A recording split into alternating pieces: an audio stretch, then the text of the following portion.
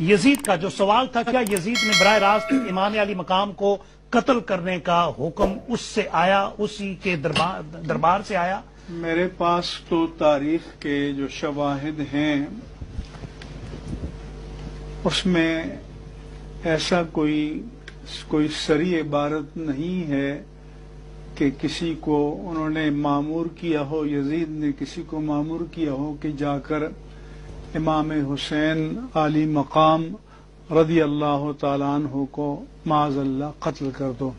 لیکن کوئی یہ کہے کہ بالتعیین قتل حسین کا حکم دیا تھا تو میرے پاس ایسے کوئی تاریخی شواہد نہیں ہے۔ کیا اعلیٰ حضرت کا یہی عقیدہ ہے یزید کے بارے میں؟ احمد بریلوی صاحب کا، اہل سنت کے ائمہ کا یہی عقیدہ ہے؟ یہ تو سعودیہ ایران کی ٹسل کے بعد یزید کے طرفدار پیدا ہوئے ہیں، پہلے تو کوئی نہیں رہا۔ یہ کہاں سے آپ امت میں عقیدہ جو ہے وہ پروپیگیٹ کر رہے ہیں اور آپ ہمدردیاں کر رہے ہیں آ کے اس کے ساتھ؟ پرویز مشرف نے قتل عام کیا لال مسجد کے اندر، ویڈیو میں دیکھا نا۔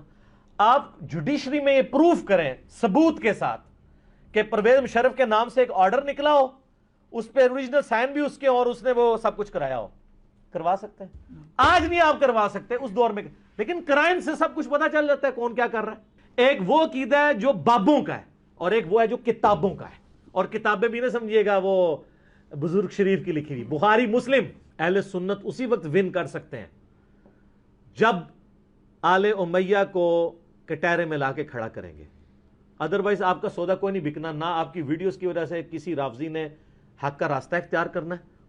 وہ آپ لوگوں پہ ہنستے ہیں، یقین کریں، وہ کہتے ہیں بیچاروں کو پتہ ہی کچھ نہیں ہے۔ حقیقت بات ہے، میرے سے پہلے تو سنیوں کو غدیر خم کا نہیں پتا تھا، حدیث میں تحریف کر کے اپنی کتابوں میں قرآن اور سنت لکھ دیا ہے قرآن اور اہل بیت کی جگہ، تو اور طرف بات چلی جائے گی۔ یہ مفتی صاحب نے جو کچھ بات کی ہے انشاءاللہ تعالیٰ اس کا وبال دنیا میں یہ چکھیں گے۔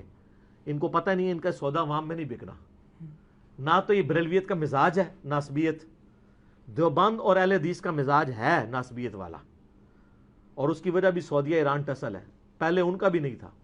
میں نے کئی بار بتایا کہ سب سے زیادہ ناسبیت کے خلاف اگر کسی نے کام کیا تو اہل حدیث علماء تھے۔ صحیح بخاری میں انٹرنیشنل نمبر کے مطابق 3748 نمبر حدیث ہے کہ حضرت حسین ابن علی کا سر کاٹ کر عبید اللہ ابن زیاد کے سامنے تشت میں لا کے پیش کیا گیا۔ استغفر اللہ، اللہ کی لعنت ہو، تمام فرشتوں کی لعنت ہو، تمام لعنت کرنے والوں کی لعنت ہو جن لوگوں نے حسین ابن علی کو اس طریقے سے شہید کیا۔